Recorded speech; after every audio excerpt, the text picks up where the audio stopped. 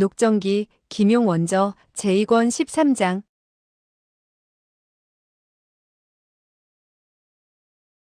13. 황궁의 침입자. 위소보는 손을 뻗쳐서 그녀를 부축해 일으켰다.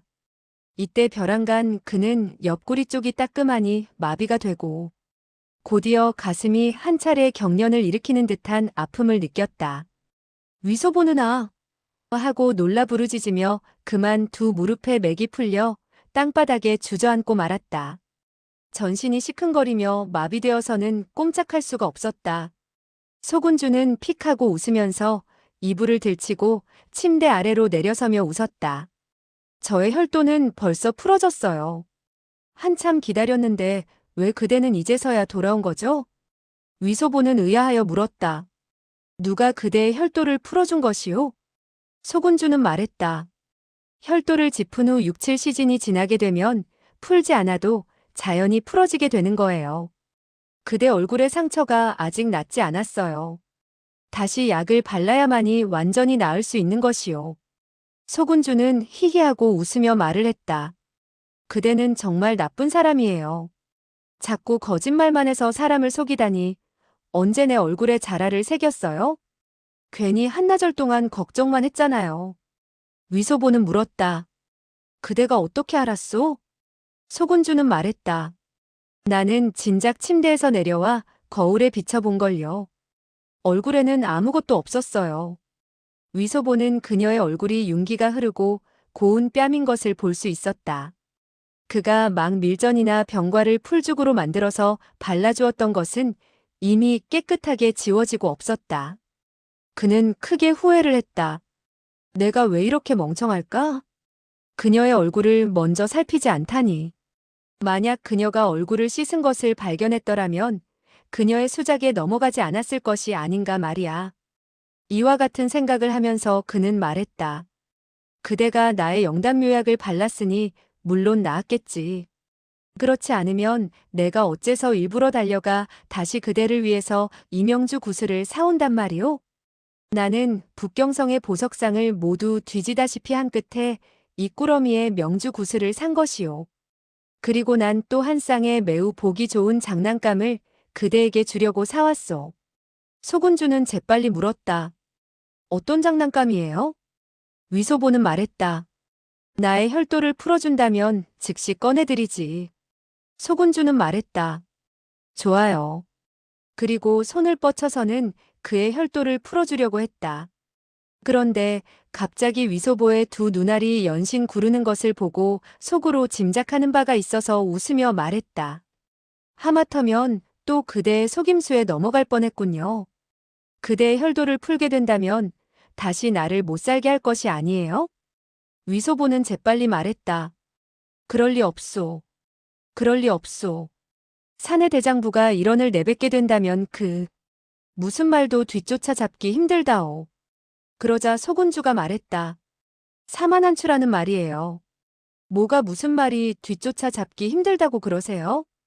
위소보는 말했다. 그 말이라는 것은 사마보다도 더 빨리 달린단 말이오. 그렇기 때문에 그 말이 뒤쫓지 못하는데 사마는 더욱더 뒤쫓지 못할 것이 아니겠소. 소군주는 그 말이 무슨 말인지 몰라 반신반의하며 말했다. 그 말이 뒤쫓아 잡기가 어렵다는 말은 처음 듣겠네요. 위소보는 말했다. 그러면 그대는 그만큼 더 많은 것을 배우게 된 것이 아니오? 그런데 내가 사온 장난감은 매우 재미있는 것이라오. 하나는 수컷이고 하나는 암컷이외다. 소군주는 물었다. 조그만 토끼인가요? 위소보는 고개를 가로저었다. 아니오. 토끼보다도 10배나 더 좋소. 소군주는 말했다. 그러면 금붕어인가요? 위소보는 크게 고개를 흔들며 말했다. 금붕어가 뭐가 좋소? 이것은 금붕어보다도 100배나 더 좋소. 소군주는 다시 몇 가지의 장난감 같은 물건들을 들추며 알아맞히려 했으나 모두 다 틀리고 말았다. 그리하여 그녀는 말했다. 빨리 꺼내봐요. 무슨 물건이에요? 위소보는 그녀를 유인하여 혈도를 풀 작정으로 말했다. 그대가 나의 혈도를 풀어주기만 한다면 나는 즉시 그대에게 보여주겠소. 그러자 소군주는 고개를 가로저으면서 말했다. 안 돼요. 저는 즉시 떠나야 해요. 오라버니는 제가 보이지 않는다고 매우 염려하고 계실 거예요. 위소보는 말했다. 그대는 이미 혈도를 풀었는데 어째서 가지 않고 내가 돌아오기를 기다렸소? 소군주는 말했다. 그대가 저를 위해 명주구슬을 산 데 대해서는 저는 정말 고맙게 생각해요. 따라서 인사라도 해야 되지 않겠어요? 아무 소리도 하지 않고 간다는 것은 너무나 미안한 노릇이 아니겠어요. 위소보는 속으로 웃었다. 원래 이 조그만 아가씨는 바보로구나. 모광부의 사람들은 정말 나무 토막처럼 멍청하다. 그 성씨와 꼭 닮았군. 그리고 말했다. 그렇기는 하오. 사실 나는 그대 혼자 이곳에서 두려울까봐 걱정이 되어 죽어라 하고 다른 박질까지 했소. 그저 한시바삐 명주구슬을 사서 돌아올 작정이었단 말이오. 그러나 한 집 한 집 보석상들의 가게를 모조리 뒤지다시피 했으나 마음에 맞는 것이 있어야지. 그만 다급한 나머지 자빠져서는 몇 번 곤두박질을 치게 되었다오. 소군주는 나직이 부르짖었다. 어머나 많이 아프지는 않았어요? 위소보는 울상을 지으며 말했다. 자빠지면서 가슴팍을 커다란 돌멩이에 부딪히고 말았소. 그야말로 아파서 죽을 뻔했지. 소군주는 물었다. 지금은 좀 나았어요? 위소보는 끙끙거리며 말했다. 그와 같이 부딪히는 기세가 강해서 그런지 자꾸 더 아파오는구려. 그대가 나의 혈도를 짚어 풀어주지 않으니까. 나의 이 한 가닥 숨을 끌어 올릴 수가 없구려. 나는, 그는 점점 갈수록 음성을 낮추었다. 그러다가 갑자기 두 눈을 까뒤집어 흰 동공을 드러내었다. 그리고 정말 죽을 듯이 숨마저 쉬는 것을 멈추었다. 소군주는 손을 뻗쳐 그의 코앞에다 갖다 대보더니 정말 숨을 쉬지 않는지라 깜짝 놀라서는 하고 소리를 내질렀다. 그리고 전신을 바들바들 떨며 떨리는 음성으로 물었다. 그대는 어떻게 하다가 죽게 되었어요? 위소보는 띄엄띄엄 말했다.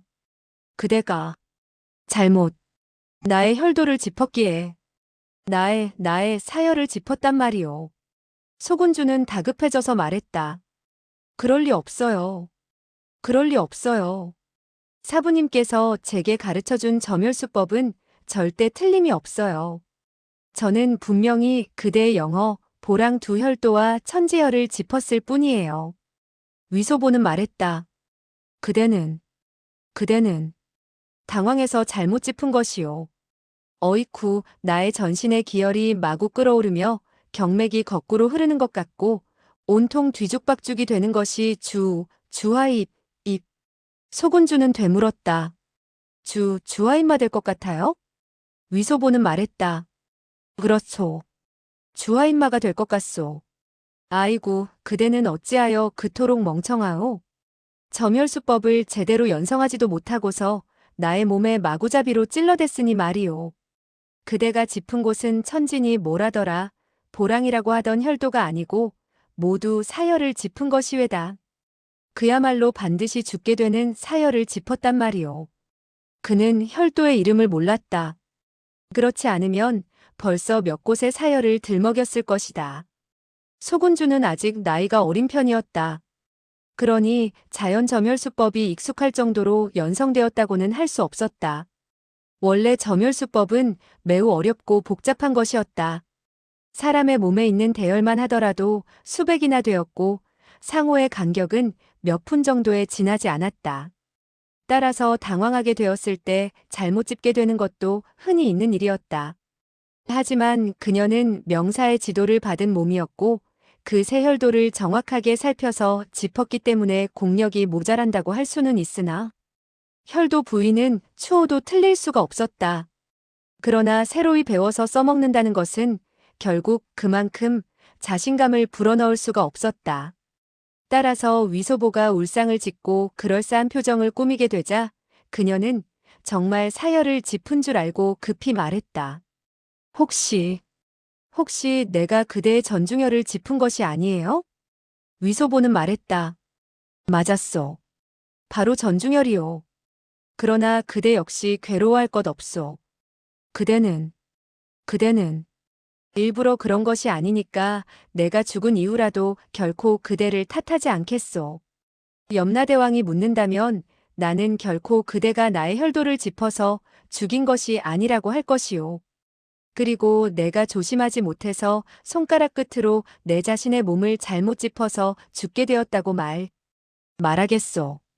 소군주는 그가 염라대왕 앞에서도 자기를 위해서 속이겠다고 하자 한편으로 고맙기도 하고 한편으로 미안해서 재빨리 말했다.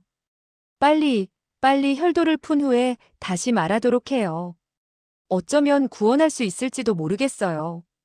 그리고 그녀는 재빨리 손을 뻗쳐서는 그의 가슴팍과 겨드랑이 아래를 안마했다. 그녀의 점혈수법 공력이 강하지 못해 몇 번 주무르지 않아서 위소보는 어느덧 행동을 할 수 있었다. 그는 몇 번 신음을 한 후 말했다. 이미 사혈을 짚었으니 나를 살려내지 못할 거요. 소군주는 다급해져 말했다. 어쩌면 구할 수 있을지도 몰라요. 어쩌면 좋아. 나는 조심하지 않아서 혈도를 잘못 짚은 거예요. 정말 죄송해요. 위소보는 말했다.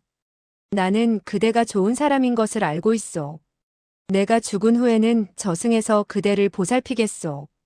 그리고 아침부터 저녁까지 귀신이 되어 언제나 그대의 곁을 떠나지 않겠소. 소군주는 날카롭게 한 소리 부르짖고는 물었다.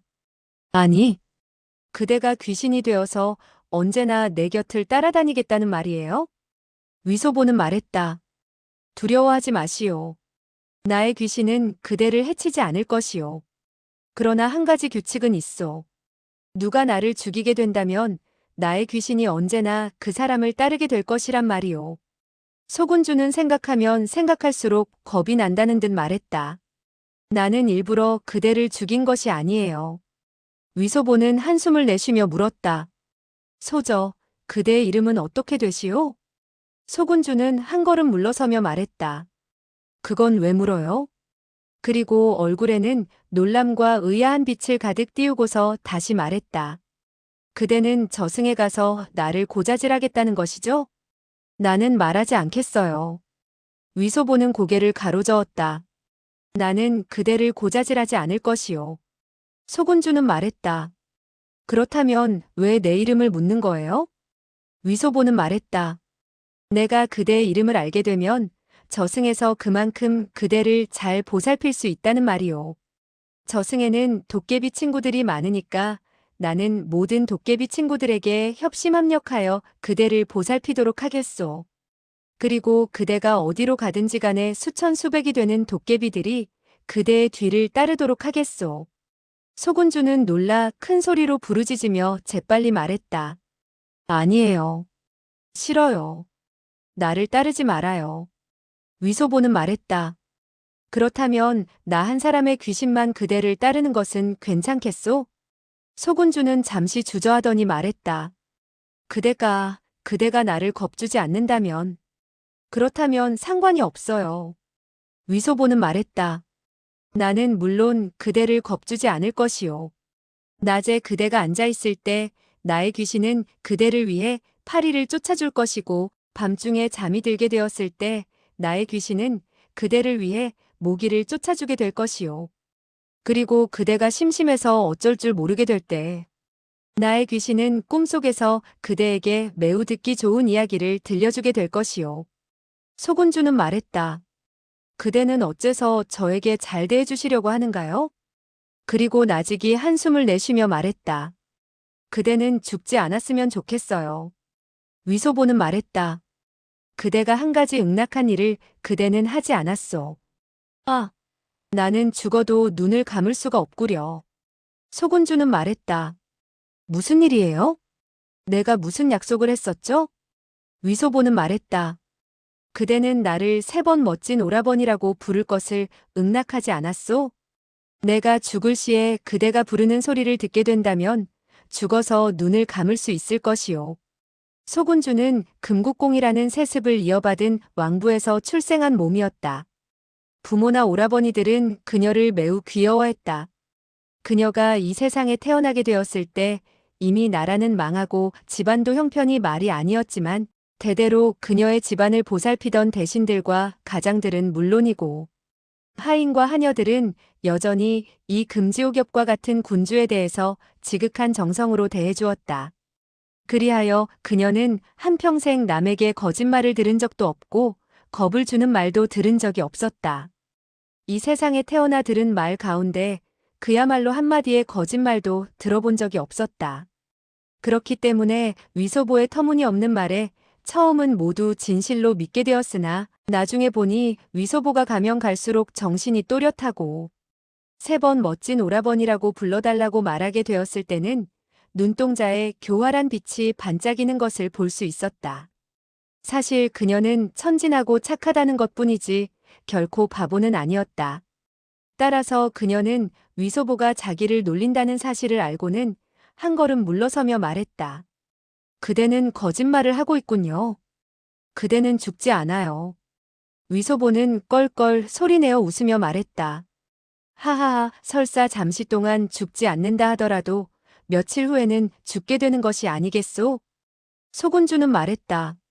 며칠 지난 후에도 죽지 않을 거예요. 위소보는 말했다. 설사 며칠 후에 죽지 않는다 하더라도 죽기 마련이요. 그대가 나를 멋진 오라버니라고 3번 말하지 않는다면 나의 귀신은 매일같이 그대의 뒤를 따르게 될 것이며 끊임없이 착한 누이야 하고 부르게 될 것이요. 그리고 그는 일부러 목소리를 죽이며 소리를 길게 빼었다. 스산한 바람이 이는 것 같이 무서웠다. 거기다가 혓바닥까지 내밀어 목매달아 죽은 귀신 모양을 하지 않는가. 소군주 누나 하는 소리와 함께 몸을 돌려서는 안방에서 달려나갔다. 위소보는 쫓아나갔다. 마침 그녀가 손을 뻗쳐 문이 빗장을 뽑으려 하고 있었다. 위소보는 재빨리 그녀의 허리를 얼싸안고 말했다. 가면 안 돼요. 바깥에는 악귀가 많이 있어. 소군주는 다급해져서 말했다. 손을 놔요. 나는 집으로 돌아가야겠어요. 위소보는 말했다. 갈 수 없단 말이오. 그녀는 오른손을 들어 그의 오른쪽 완맥을 내려치려고 했다. 위소보는 손바닥을 획 뒤집어서 되레 그녀의 팔을 잡으려고 했다. 그러자 소군주는 팔굽을 뒤로 젖히며 왼손 주먹을 쥐고 위소보의 정수리를 내려치려고 했다. 위소보는 몸을 뒤로 움츠려서는 그 한 대의 주먹을 피했으며 곧 그녀의 다리를 얼싸안았다. 소군주는 호미전 1초를 펼쳐 왼손을 비스듬히 내려쳤다. 위소보는 피할 수가 없어 펑 하는 소리와 함께 어깨죽지를 얻어맞고 말았다. 그러나 그가 힘주어 끌어당기는 바람에 소군주는 제대로 서 있지 못하고 땅바닥에 쓰러졌다.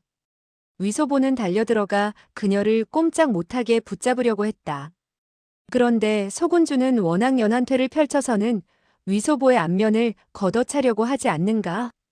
위소보는 몸을 대구로 굴러 다시 그녀의 왼팔을 비틀어 잡았다.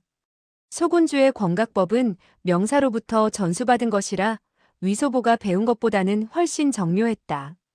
만약 두 사람이 정말 무공을 겨루게 된다면 위소보는 결코 그녀의 적수가 될 수 없었다. 그러나 두 사람은 땅바닥에서 얽혀 돌아가고 있는 판이었다. 한 사람은 도망을 치려 하고 한 사람은 그녀를 놔주려 하지 않고 있었다. 이와 같이 서로 얽혀서 돌아가는 재간에 있어서 위소보는 그야말로 장기간의 연습을 한 셈이라 할 수 있었다. 사실 그는 강희와 드자비질을 한 것이 근 1년이 될 정도였던 것이다.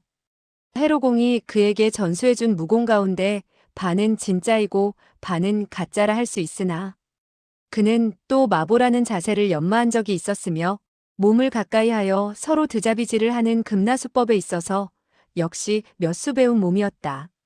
그리하여 몇 합을 겨루게 되었을 때 위소보는 가슴팍에 2대의 주먹을 얻어맞게 되었지만 소군주의 오른팔을 잡고 비틀 수 있었다. 그리고 웃으면서 물었다. 이래도 항복 못하겠소? 소군주는 말했다. 항복하지 못해요. 위소보는 왼쪽 무릎을 들어서는 그녀의 등을 내려 누르며 다시 물었다.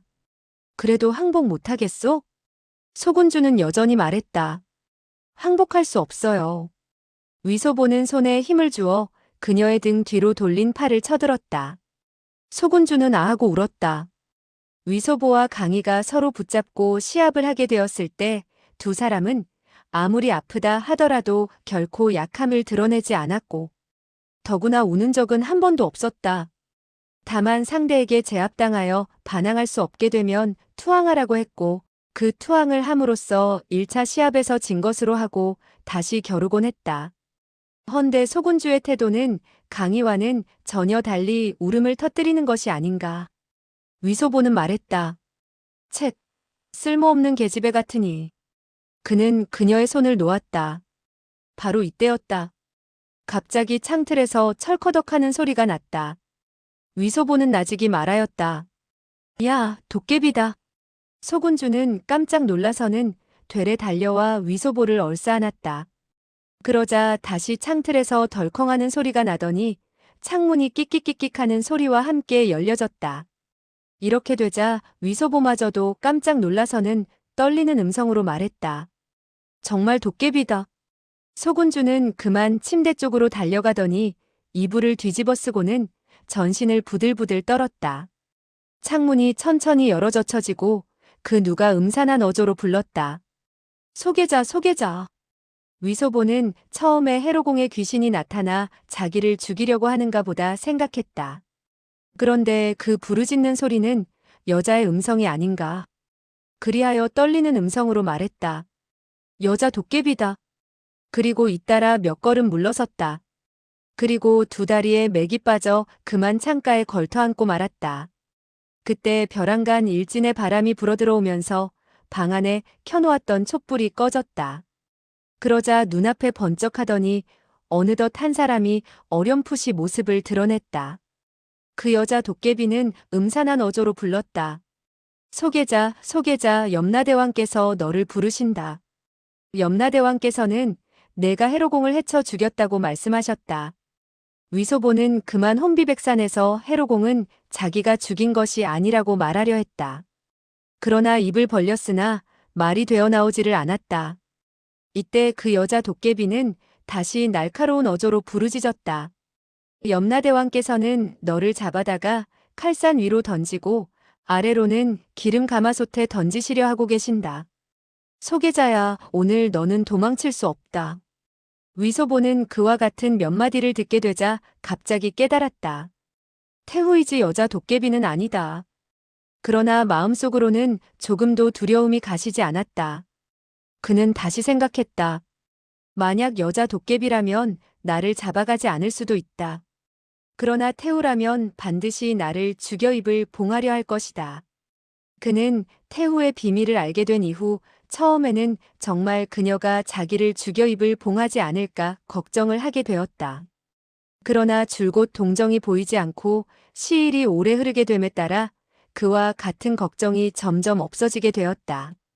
그저 태후가 자기 말을 믿고 자기가 정말 해대부의 그와 같은 말을 듣지 않았다고 생각하거나 어쩌면 설사 자기가 들었다 하더라도 감히 누설하지 못하리라고 여기고 있는가 보다고 생각했다. 거기다가 자기를 상성감의 총감으로 벼슬을 올려주었으니 오히려 태후에게 고마워했으면 했지 배반을 하지 않으리라고 여기기 때문에 만사가 순조롭게 되는 모양이라고 판단했던 것이다. 그런데 태후가 시일을 끌며 손을 쓰지 않은 것은 이유가 있다는 사실을 모르고 있었다. 그것은 그날 해로공과 손을 쓰게 되었을 때 태후는 무척 심한 내상을 입었던 것이다. 거기다가 해로공이 그렇게 무거운 발길질을 가했는데도 위소보가 죽지 않은 것을 보고 위소보가 나이는 어리지만 내공 조예가 대단한 것으로 생각하여 자기의 내상이 치유되기 전에는 공력을 회복할 수 없으니 경솔하게 일을 저지를 수 없다고 생각한 것이다. 그리고 그와 같이 사람을 죽여 입을 봉하는 일은 다른 사람의 힘을 빌릴 수가 없고 반드시 친히 손을 써야 했다. 만약 그렇지 않고 나이 어린 위소보가 죽을 때에 몇 마디 말이라도 하게 된다면 큰일을 그르치게 되는 것이 아닌가 염려한 것이다. 사실 그 일은 많은 연관성이 있었다. 위소보는 그저 대수롭지 않은 소태감에 불과하니 말할 것도 없지만 설사 태우비나 태자, 장군, 대신이라 할지라도 그와 같이 커다란 비밀을 들었다면 그리고 들은 사람이 100명이라면 100명을 죽이고 1000명이라면 1000명을 죽여 입을 틀어막아야 할 판이었다. 사실 그녀는 이미 오래전부터 기다렸으나 공력이 여전히 회복되지 않아 손을 쓸 수가 없었다. 그러나 며칠 더 지체하게 된다면 그만큼 비밀이 누설될 위험이 따르게 된다는 것을 생각하지 않을 수 없었다. 그리하여 이날 밤 실로 더 기다릴 수가 없어서 손을 쓰기로 결정하고 위소보의 거실 밖에 이르러 창문을 열게 되었을 때 위소보가 도깨비라고 하는 말을 듣게 되자 아예 도깨비처럼 가장하게 된 것이었다. 그리고 이때 그녀는 침대 위에 아직 다른 한 사람이 있다는 사실을 모르고서 오른손을 쳐들고 한 걸음 두 걸음 침대 앞으로 다가가는 것이었다. 위소보는 항거하기 어렵다는 사실을 알고 있었다. 그는 몸을 움츠려서는 이불 속으로 기어들어갔다. 태우는 일장을 내려쳤다. 벅 하는 소리가 났으며 동시에 위소보와 소군주를 후려치게 되었다. 그러나 두터운 이불을 공격하고 있어서 공력은 이미 태반이나 소실되어 버리고 말았다. 태우는 다시 손을 들고 두 번째로 내려쳤다. 이번에는 더욱더 강한 내공을 돋우었는데 손바닥이 막 이부자리와 부딪히게 되었을 때 갑자기 손바닥에 격렬한 아픔이 전해졌다. 어느덧 예리한 무기에 상처를 입은 것이다. 그녀는 큰 소리로 한번 부르짖으며 뒤로 몸을 날렸다. 바로 이때 창밖에서 서너 명이 일제히 큰 소리로 부르짖었다. 자객이다. 자객이 들어왔다. 태우는 깜짝 놀랐다. 아니, 어떻게 그 누가 알게 되었을까? 그녀가 친히 손을 써서 소태감을 죽이는 것을 결코 남에게 보일 수는 없었다. 그리고 손바닥이 무섭게 아파왔다. 그리하여 위소보가 정말 죽었는지 살펴볼 겨를도 없이 두 발로 바닥을 한번 차고는 창문 뒤로 몸을 날려달려 나갔다. 그런데 미처 땅에 내려서기도 전에 등 뒤에서 이미 쌍쌍이 공격해오는 사람이 있었다. 태후는 두 손을 뒤로 휙 뿌리쳐서는 후고무라는 일초를 펼쳤다. 왼손과 오른손은 동시에 두 사람의 가슴팍을 내질렀다. 그러자 그 두 사람은 곧장 나가떨어졌다. 이때 쾅, 쾅, 꽝 하는 징소리가 울려 퍼졌다. 그리고 삽시간에 사방에서 징소리가 울렸다. 멀리서 그 누가 부르짖었다. 제1대, 제2대는 황상을 보호하라. 그리고 우리 제3대는 태우를 보호하라. 곧이어 동쪽 가산 뒤에서 그 누가 부르짖었다. 이쪽에도 자객이 있다. 태우는 그 사람들이 모두 궁중의 시위인 것을 알고 있었다. 그리하여 그녀는 즉시 몸을 움츠려서는 화원 곁에 몸을 숨겼다. 그런데 손바닥의 아픔이 점점 갈수록 심해졌다. 이때 흐릿하나마 7, 8곳에서 사람들이 무더기가 되어 서로 싸우며 무기와 무기가 끊임없이 부딪히는 광경을 살펴볼 수가 있었다. 그리하여 그녀는 속으로 생각했다. 원래 궁중에 정말 자객이 들어왔구나. 해로공의 친구일까? 아니면 오배의 잔당일까? 이때 멀리서 명령을 내리는 소리가 끊임없이 들려왔다. 그리고 어둠 속에서 횃불과 등불빛이 사면팔방에서 모여들기 시작했다. 태우는 더 지체했다가는 좀처럼 돌아가기 힘들다는 사실을 깨닫고는 몸을 웅크린 채 화원 뒤쪽에서 달려나와 잔영궁 쪽으로 달려갔다. 겨우 수장을 달려가게 되었을 때 맞은편에서 한 사람이 달려들었다. 그리고 손에 들고 있는 한 쌍의 강추로 태후의 앞면을 질풍같이 찔러오면서 소리를 내질렀다. 대담한 역적 같으니 감히 궁 안에 들어와 소란을 피워. 태후는 약간 몸을 기울이며 오른손을 들어막는 척하면서 왼손으로 그의 어깨를 내려쳤다. 그 사람은 어깨를 내려뜨리며 피했다. 그리고 왼손의 강추를 찔러왔다. 태후는 왼쪽으로 피하며 오른손을 휙 뿌리쳤다. 삽시간에 두 사람은 이미 수초를 교환하기에 이르렀다. 그 사람은 호통 소리를 내질렀다. 이런 역적 봤나? 알고 보니 계집애였군. 태후는 이 시위의 무공이 얕지 않다는 것을 알 수 있었다. 물론 그녀 자신은 충분히 처치할 수 있었으나 처치하려면 다시 10여 초를 싸워야 했다. 그렇게 된다면 나머지 시위들이 달려올 우려가 없지 않아 있었다. 다급한 김에 그녀는 부르짖었다. 나는 태우이다. 그 시위는 깜짝 놀라 손을 멈추고 물었다. 뭐라고? 태우는 말했다. 대담한 녀석 같으니 감히 태우를 공격해. 그 사람은 잠시 주저했다. 벼랑간 태우는 두 손을 일제히 뻗쳐냈다. 그리고 펑 하는 소리와 함께 그의 가슴팍을 내질렀다. 그 시위는 즉시 목숨을 잃고 말았다. 태우는 진기를 도두고는 몸을 날려 화원 속으로 모습을 감추고 말았다. 한편 위소보는 이불 속으로 숨어 들어갔으나 태후의 일장에 허리를 얻어맞게 되었다. 대뜸 숨이 콱 막혀왔다. 다급한 김이라 그는 신발 목에 감추었던 비수를 세우고 이불을 살짝 쳐들었다. 태후의 제2장은 곧장 불쑥 솟아오른 곳을 내려치게 되었다. 그 비수는 예리하기 이를 데 없었고 태후의 일장이 또한 엄청난 힘을 실었기 때문에 비수의 끝은 즉시 이불을 뚫고 손바닥을 찌르게 되었고 손등 위로 빠져나오게 된 것이다. 태후가 창문으로 달려나가게 되자 위소보는 이부자락을 들치고 주위를 살폈다. 그런데 방 밖에서 시끄러운 사람 소리가 들려오는 것이 아닌가. 그는 제일 먼저 떠오른 생각이 바로 태후가 사람을 보내 자기를 잡으려는 것이 아닌가 하는 것이었다. 그리하여 그는 침대 위에서 땅바닥에 내려섰으며 이부자락을 들고는 말했다. 우리 빨리 도망칩시다. 소군주는 울부짖었다. 아파 죽겠어요. 원래 태후의 처음 일장의 장력은 위소보의 뒤쪽 허리를 후려치게 되었을 뿐만 아니라 소군주의 왼쪽 다리까지 후려치게 되었던 것이다. 그리고 소군주의 다리에 받은 장력이 훨씬 더 많은 편이어서 왼쪽 다리가 그만 골절상을 입게 되고 말았던 것이다. 위소보는 물었다. 왜 그러시오? 그리고 대뜸 그녀의 가슴팍 옷자락을 잡고서는 말했다. 빨리 도망칩시다. 도망쳐. 그리고 그녀를 침대 위에서 끌어내렸다. 소군주는 오른발로 땅바닥에 내렸다. 그런데 왼쪽 다리가 도저히 참을 수 없을 정도로 아파와 그만 쓰러지게 되었고 땅바닥에 쓰러져서는 울부짖었다. 나의 다리가 부러졌어요. 위소보는 다급한 김에 욕을 했다. 이 계집애 하필이면 이럴 때 부러질 게 뭐람. 그리고 그는 자기의 목숨을 건지는 것이 중요한 일이라고 생각했다. 소군주의 다리가 부러진 것은 고사하고 4달이 아니라 8개의 다리, 아니 17, 8토막이 난다 하더라도 마음에 둘 처지가 못 된다고 생각했다.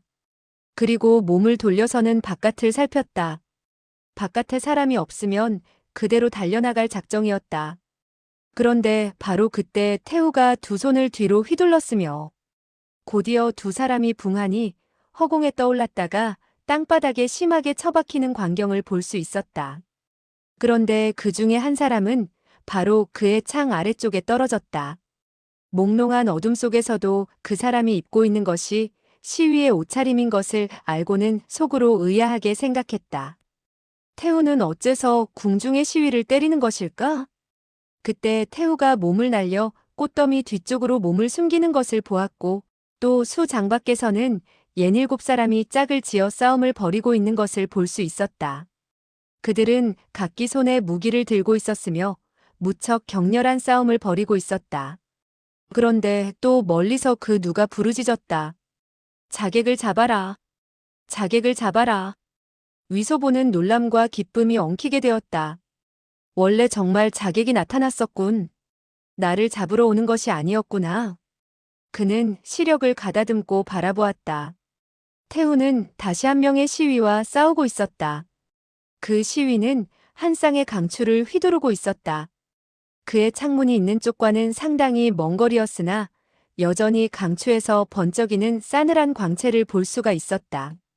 잠시 싸우더니 태우는 그 시위를 때려 죽이고는 몸을 날려서는 어둠 속으로 자취를 감추는 것이 아닌가.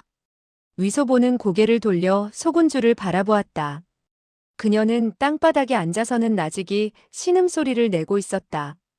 위소보는 자기 자신에게 위험이 없다는 사실을 알게 되자 마음이 즉시 너그러워지게 되었고 그녀에게 다가가서는 나직이 물었다. 매우 아프시오? 밖에서 그대를 잡으러 온 사람이 있으니 소리내지 마시오.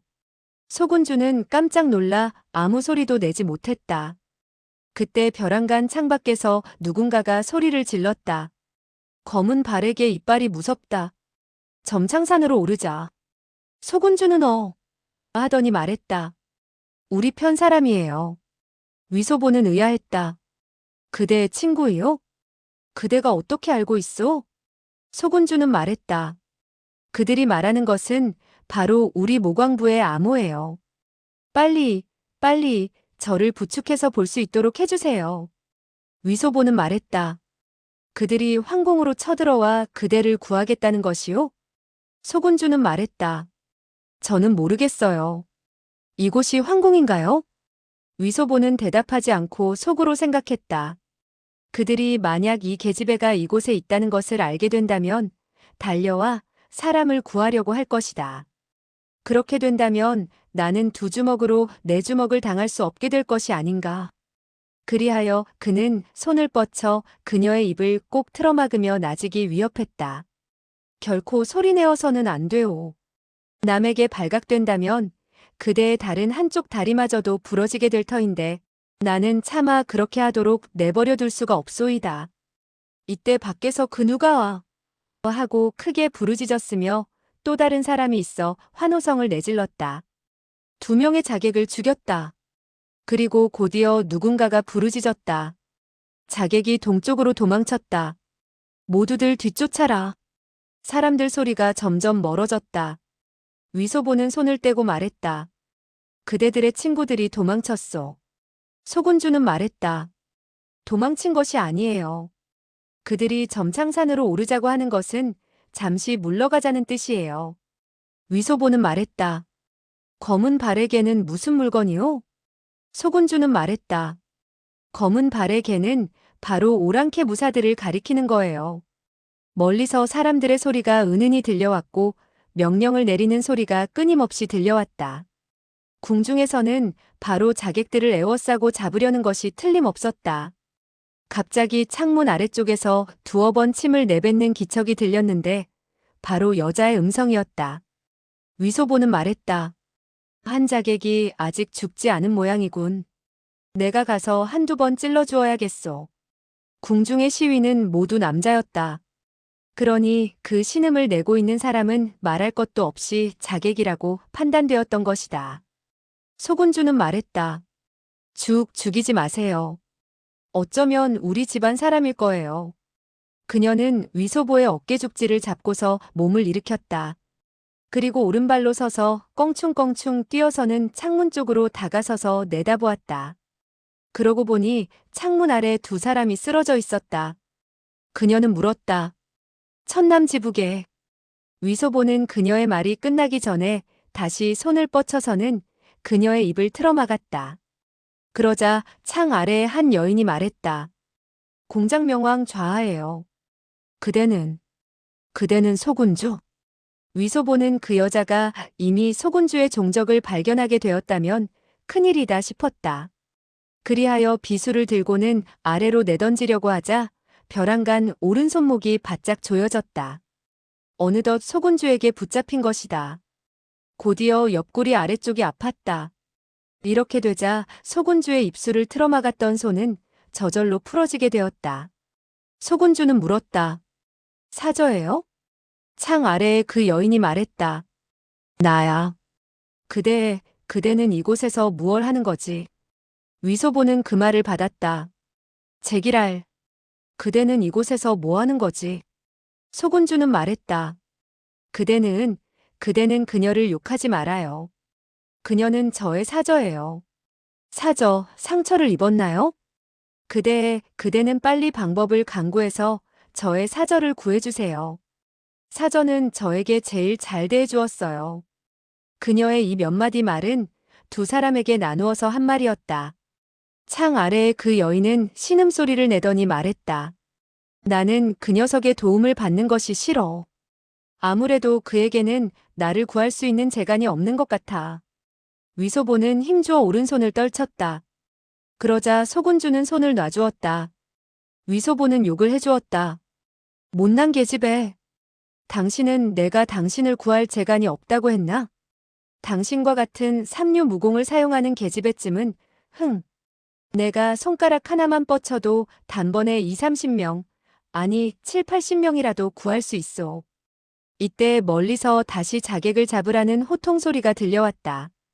소군주는 크게 다급해져서 재빨리 말했다. 빨리 사절을 구해줘요. 내가 그대를 3번 멋진 오라버니라고 부를게요. 멋진 오라버니, 멋진 오라버니, 멋진 오라버니. 이 3마디의 호칭은 그녀가 어떻게 하더라도 부르지 않으려고 했던 것이었다. 그런데 사람을 구하기 위해서 잇따라 3번을 부르는 것이 아닌가. 위소보는 크게 기뻐서 말했다. 아이고, 착한 누이야. 그대는 이 오라버니에게 무엇을 해달라는 것이지? 소군주는 그만 얼굴이 새빨개져서는 나직이 말했다. 저의 사절을 구해달라고 부탁드리는 거예요. 그런데 그 창 아래 여자의 어조는 매우 고집스러웠다. 그에게 부탁할 것 없어. 그 녀석은 자기 자신도 지키지 못해 그 자신마저도 구할 수 없게 될걸. 위소보는 말했다. 우리 착한 누이의 체면을 봐서 그대를 꼭 구해주어야 하겠는걸. 착한 누이, 우리가 한 말을 저버려서는 안 돼. 그대는 나에게 그대의 사절을 구해달라고 했으니 이후로는 호칭을 바꾸지 말고 영원히 나를 오라버니라고 불러줘야 해요. 소군주는 말했다. 그대를 어떻게 불러줘요? 훌륭한 아저씨, 훌륭한 백부님, 훌륭한 공공님. 위소보는 말했다. 나는 그저 멋진 오라버니가 되고자 할 뿐이야. 나를 공공이라고 부르는 사람은 적지 않소. 소군주는 말했다. 그래요. 나는 영원히 그대를. 멋진. 위소보는 말했다. 멋진 뭐요? 소군주는 말했다. 멋진 오라버니예요. 그리고 그녀는 그의 등을 가볍게 밀었다. 위소보는 창문 밖으로 뛰쳐나갔다. 몸에 흙이를 걸치고 있는 여자가 몸을 웅크린 채 비스듬히 땅바닥에 누워 있었다. 위소보는 그녀에게 말했다. 궁의 시위가 곧 달려와 그대를 잡아가게 될 것이요. 그리고 그대의 살을 떠서는 고기 만두를 해먹을걸. 그 여자는 말했다. 그게 뭐가 대수로운가. 나의 원한을 갚아줄 사람이 있으니 걱정 말라고. 위소보는 말했다. 이 계집애의 주둥이가 꽤 야멸차군. 시위들이 먼저 그대를 죽이지 않고 그대의 옷을 발가벗겨서는 모두들 그대를 마누라로 삼게 될걸. 그 여자는 노해 부르짖었다. 당신은 빨리 한 칼로 이 소절을 죽여요. 위소보는 말했다. 내가 어째서 그대를 죽인단 말이오? 나 역시 그대의 옷을 벗기고 그대를 마누라로 삼아야겠어. 그리고 몸을 굽히고는 않으려고 했다. 그 여자는 크게 다급한 나머지 손을 들어서는 위소보의 따귀를 때렸다. 그러나 그녀는 중상을 입은 터라 손에 힘이 실려 있지 않아 따귀를 때린다는 것이 그저 슬쩍 스치는 정도였다. 위소보는 웃었다. 그대는 내 마누라가 되기도 전에 먼저 지아비의 가려운 곳을 긁어주는 것이군. 그리고 그녀를 안아서는 창문으로 디밀었다. 소군주는 크게 기뻐서는 앞으로 나아가 그 여자를 받았다. 그리고는 천천히 침대 위로 옮겨가 눕혔다. 위소보가 따라서 방 안으로 들어가려고 할 때였다. 그런데 발밑에서 그 누가 나직이 말했다. 개공공, 그 여자는 역적. 자객 기회다. 그녀를 구하면 안 돼요. 위소보는 깜짝 놀라 물었다. 그대는 누구시오? 그 사람은 말했다. 나는 시위. 위소보는 대뜸 알아차렸다. 그 시위는 바로 조금 전 태후의 일장에 가슴을 격타당한 시위였는데 아직도 죽지 않고 쓰러져 있었던 것이다. 그러나 꼼짝할 수 없고 또 말하는 소리마저 띄엄띄엄 하는 것으로 보아 깊은 내상을 입고 있는 것이 분명했다. 위소보는 속으로 생각했다. 내가 만약 저 흑의 여자를 시위에게 바친다면 그야말로 공로를 세우는 것이라 할 수 있다. 하지만 소군주는 또 어떻게 되겠는가? 이 일이 탄로나게 된다면 그야말로 큰 화를 입게 되는 것이다. 그는 비수를 들고는 푹하니 그의 가슴팍에다 꽂았다. 그러자 그 시위는 신음소리 한 번 내지 못하고 즉시 숨을 거두었다. 위소보는 말했다. 이거 정말 미안하게 되었소. 만약 그대가 조금 전 입을 열지 않았다면 목숨은 잃지 않았을 것이오. 다만 이 공공의 머리만은 잘리고 싶지 않기 때문에 어쩔 수 없었소. 그리고 그는 다시 생각했다. 주변에 또 다른 상처 입은 사람이 있을지도 모른다. 어쩔 수 없이 모조리 죽여 입을 봉해야겠군. 그는 주위의 화원과 가산을 샅샅이 뒤졌다. 땅바닥에 모두 5구의 시체가 있었다. 3명은 궁중의 시위였고 2명은 외부에서 온 자객이었으나 모두 숨이 끊어진 이후였다. 위소보는 한 구의 자객 시체를 안아서는 창문 앞에 놓았다. 머리는 안쪽으로 하고 발은 바깥쪽으로 해서는 창틀에 걸쳐 놓았다. 그리고 그 시체의 등 뒤를 빗으로 몇 번 찔렀다. 소군주는 놀라 말했다. 그는 우리 왕부의 사람이에요. 벌써 죽었는데 왜 그대는 또 그를 다시 죽이죠? 위소보는 싸늘히 코웃음 쳤다. 이미 죽은 사람을 내가 어찌 다시 죽일 수 있단 말이오? 그대는 죽은 사람을 나에게 죽여 보이시오. 그대의 구린내 나는 사절을 구하기 위해서는 이럴 수밖에 없소. 그 흑의 여자는 침대 위에 누워있다가 말했다. 그대야말로 구린내를 풍기는 사람이지. 위소보는 말했다. 그대는 맡아보지도 않고 내가 어떻게 구리다는 것을 안단 말이오? 그 여자는 말했다. 이 집안에 한 가닥 구린내가 들끓고 있는걸. 위소보는 말했다. 본래 매우 향기로웠는데 그대가 들어온 후부터 구린내가 나는 거요. 소군주는 말했다. 그대 2사람은 서로 모두 모르는 사이인데 어째서 대면하자마자 입씨름부터 벌이는 거예요? 그만해둬요. 사저, 그대는 어떻게 이곳으로 들어오게 되었어요? 저를 구하러 온 것이에요? 그 여자는 말했다. 우리는 그대가 이곳에 있는지도 몰랐어. 모두들 그대가 보이지 않자 곳곳으로 찾았지만 찾지 못했지. 거기까지 말했을 때 이미 숨이 찬 듯 다음 말을 잇지 못했다. 위소보는 말했다. 말할 기운이 없으면 말을 적게 하도록 하시오. 그 여자는 말했다. 나는 해야겠어요. 당신이 어떻게 하겠다는 거예요? 위소보는 말했다. 그대에게 말할 재간이 있다면 말씀을 하시지. 소군주는 얼마나 부드럽고 얌전하오. 그대와 같이 바락바락 악을 쓰는 사람하고는 전혀 틀려. 소군주는 재빨리 말했다. 아니에요. 그대는 몰라요. 저희 사저는 가장 좋은 사람이에요. 그대는 그녀를 욕하지 말아요. 그러면 그녀는 그대에게 화를 내지 않을 거예요. 사저, 그대는 어디를 다쳤어요? 상처가 심하지 않아요? 위소보는 말했다. 그녀의 무공이 형편없는데도 분수를 모르고 궁 안으로 뛰어들어 못난 꼴을 보이려고 하니까 자연 심한 중상을 입게 되었지. 내가 보기에 새 시즌을 넘기지 못할 것 같아. 그리고 날이 밝기 전에 승천하게 될걸. 소군주는 말했다. 그럴 리 없어요. 멋진 오라버니. 빨리 방법을 강구해서 저의 사저를 구해주세요.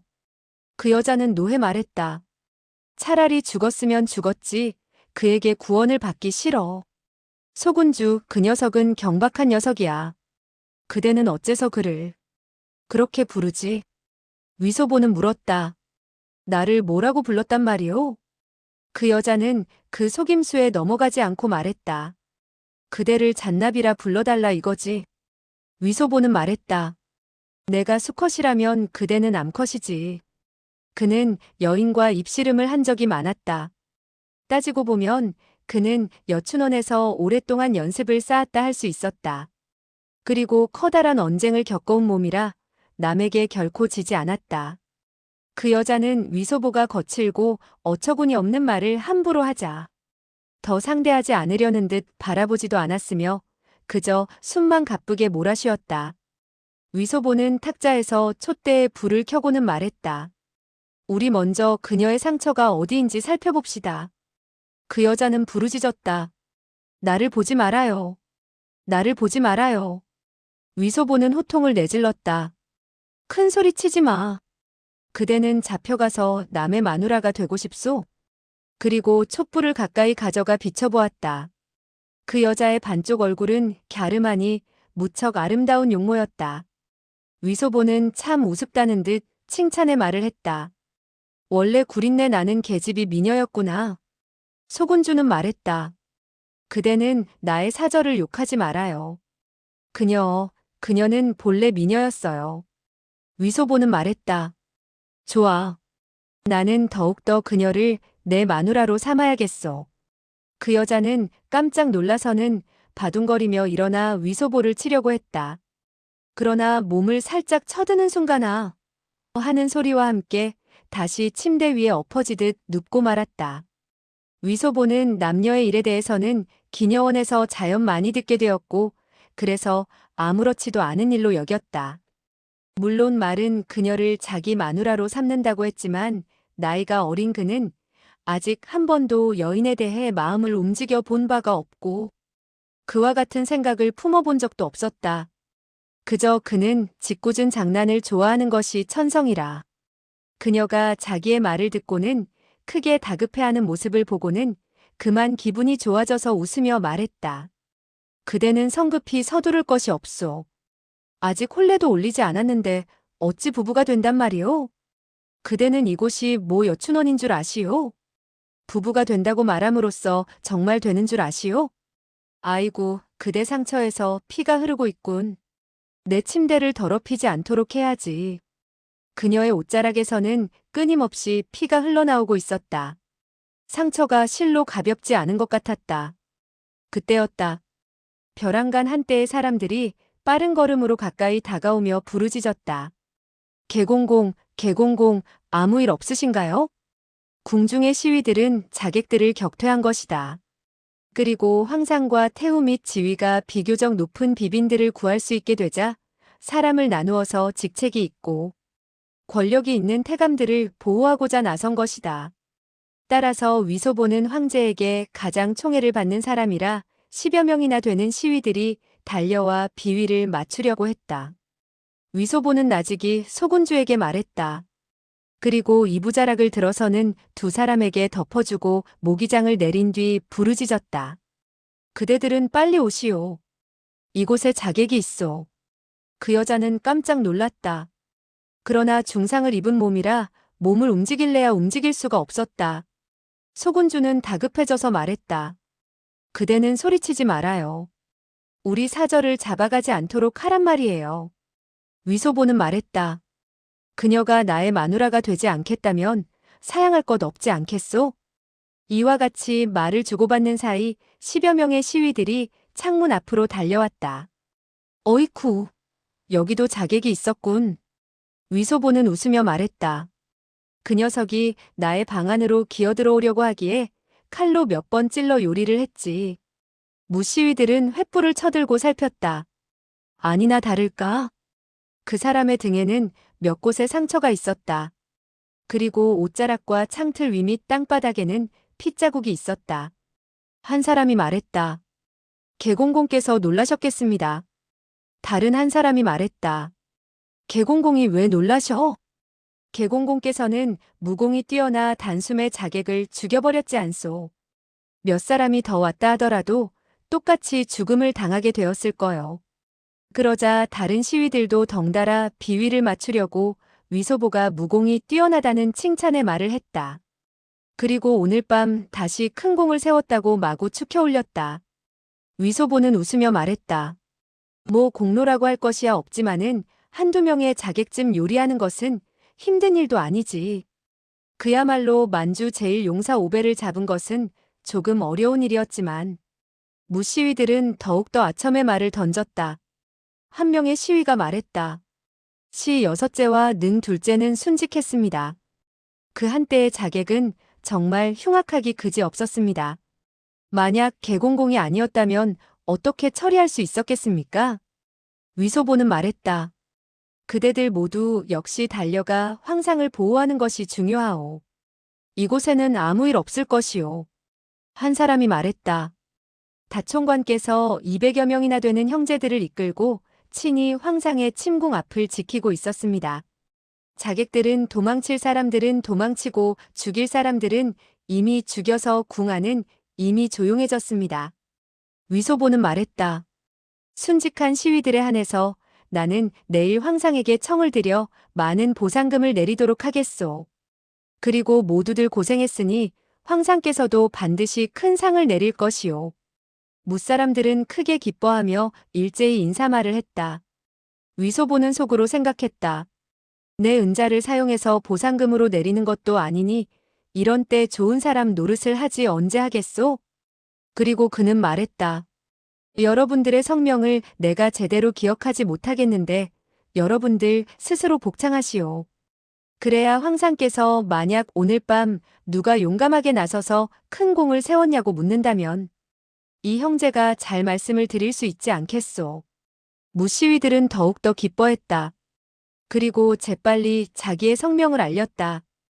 위소보의 기억력은 무척 좋은 편이었다. 10여 명이나 되는 사람들의 성명을 기억하고는 한 번 외우는데 조금도 틀림이 없었다. 그리고 위소보는 그들에게 당부했다. 모두들 다시 각 처로 가서 돌아보도록 하시오. 어쩌면 어둠 속이나 으스스한 곳에 자객이 숨어 있을지도 모르오. 만약 있다면 사로잡고 남자라면 무겁게 형벌을 가하되 여자라면 발가벗겨 마누라로 삼도록 하시오. 무시위들은 킥킥 소리내어 웃으며 말했다. 그러지요, 그러지요. 위소보는 말했다. 이 시체는 떼매어가는 것이 좋지 않겠소? 무시위들은 순순히 응낙하고 나섰으며 서둘러서는 시체를 옮겨갔다. 그리고 인사하는 것을 잊지 않았다. 위소보는 창문을 닫고 몸을 돌려서는 이부자락을 들쳤다. 소군주는 웃으며 말했다. 그대라는 사람은 정말 나쁘군요. 우리를 깜짝 놀라게 했잖아요. 아이고. 그러고 보니 이불과 요위에 모두 피뿐이었고 흑의 여자는 안색이 창백했으며 목소리마저 미약했다. 위소보는 말했다. 그녀는 어디에 상처를 입었소? 빨리 피를 멈추도록 하시오. 그 여자는 말했다. 당신은 저리 비켜요. 소군주. 나는 가슴에 상처를 입었어. 위소보는 그녀가 피를 너무 많이 흘리는 것을 보고 상처가 심해 죽게 될까봐 더 농담의 말은 하지 못하고 고개를 돌렸다. 상처에서 피를 흘리는 것이 뭐가 보기 좋단 말이오? 그대가 뭐 재미나는 구경거리라도 된다는 말이오? 소군주는 그녀에게 상처에 바르는 약이 없소? 소군주는 말했다. 저는 없어요. 위소보는 말했다. 구린내 나는 아가씨는 몸에 지니고 있는 것이 없을까? 그 여자는 말했다. 없어요. 그대야말로 구린내 나는 계집애지. 이때 옷자락이 바스락거리는 소리가 들렸다. 갑자기 그녀는 놀라 부르짖었다. 어머나, 어떻게 하지? 위소보는 고개를 돌렸다. 그러고 보니 그 여자의 오른쪽 젖꼭지 아래에 두치 길이의 상처가 있었는데 선혈이 아직도 흘러내리고 있었다. 소군주는 어찌할 바를 모르는 듯 울었다. 그대는 빨리 우리 사절을 구해줘요. 그 여자는 놀람과 부끄러움에 떨리는 음성으로 말했다. 그에게 보지 못하도록 해요. 위소보는 말했다. 쳇, 누가 뭐 대단해서 보나. 그런데 그녀가 멈추지 않고 피를 흘리는 것을 보고 역시 놀람과 당황함을 금할 수 없었다. 방 안의 사방을 살피며 솜이라도 한 조각 찾아서는 그녀의 상처를 막아야겠다고 생각했다. 그러다가 훑어보니 약사발에는 아직도 그 자신이 만든 영단묘약이 남아있지 않은가. 그는 크게 기뻐서 말하였다. 나의 이 영단묘약은 피를 멈추는 데는 그만이오. 그리고 그는 한 움큼 집어서는 그녀의 상처 위에다가 발라주었다. 이 영단묘약은 사실대로 말한다면 바로 위소보가 쑤어놓은 풀죽이라 할 수 있었다. 그만큼 찰졌다. 따라서 상처에 바르게 되자 대뜸 피가 흘러나오는 것이 먹게 되었다. 위소보는 약사발의 풀죽을 그녀의 상처에 바르느라고 자기의 손가락에도 풀죽이 묻게 되었는데 그녀의 가슴이 흔들거리는 것을 보고 짓궂은 장난기가 다시 고개를 쳐들어 걷잡을 수 없게 되었다. 그리하여 그 바람에 손에 묻은 풀죽을 그녀의 유방 위에다가 발랐다. 이렇게 되자 그 여자는 수치와 분노가 엉켜서 소리를 질렀다. 소군주 빨리 나를 대신해서 이자를 죽여버려. 소군주는 설명을 했다. 사저, 그는 그대의 상처를 치료해주고 있는 거예요. 그 여자는 하마터면 정신을 잃을 정도로 울화가 치밀었다. 그러나 꼼짝할 수 없으니 어떻게 해볼 도리가 없었다. 위소보는 말했다. 빨리 그녀의 혈도를 막고 그녀가 함부로 말하거나 움직이지 못하도록 하시오. 그렇지 않으면 피가 멎지 않게 되어 목숨을 잃게 될지도 모른다오. 소군주는 대답했다. 예. 그리고 그 여자의 아랫배와 옆구리, 그리고 허벅지에 있는 몇 곳의 혈도를 짚고는 말했다. 사저, 함부로 움직이지 말아요. 이때 그녀 자신의 다리가 말할 수 없을 정도로 아파왔다. 따라서 자기도 모르게 눈에 눈물을 글썽이게 되었다. 위소보는 말했다. 그대 역시 누워서 움직이지 말아요. 그는 어릴 적 양주에서 나이 어린 왈패와 싸움을 할 때가 많았다. 그리고 그 누가 팔이 부러지게 되면 의원이 부러진 팔에 판자대기를 갖다 대고 풀을 으깨어 만든 약을 발라주던 사실을 기억했다. 그리하여 그는 비수를 뽑아들고 두 걸상 다리를 잘라서는 그녀의 부러진 다리 옆에 갖다 대고 끈으로 동여매었다. 그리고 속으로 생각했다. 그런데 상처에 바르는 약을 어디 가서 구하지? 그리고 그는 궁리를 해봤는데 갑자기 떠오른 좋은 생각이 있어 소군주에게 말했다. 그대들은 침대에 누워 있으시오. 절대 소리를 내면 안 돼요. 그리고 모기장을 내려주고는 촛불을 끄고 문을 나섰다. 소군주는 놀라서 물었다. 그대는 어디로 가죠? 위소보는 말했다. 가서 그대의 다리에 바를 약을 가져오겠소. 소군주는 말했다. 빨리 오세요. 소군주가 말하는 투로 미루어 자기 자신을 크게 의지하는 사람으로 여기는 것 같아 그는 크게 흐뭇해졌다. 그는 밖으로 나가서 문을 닫았다.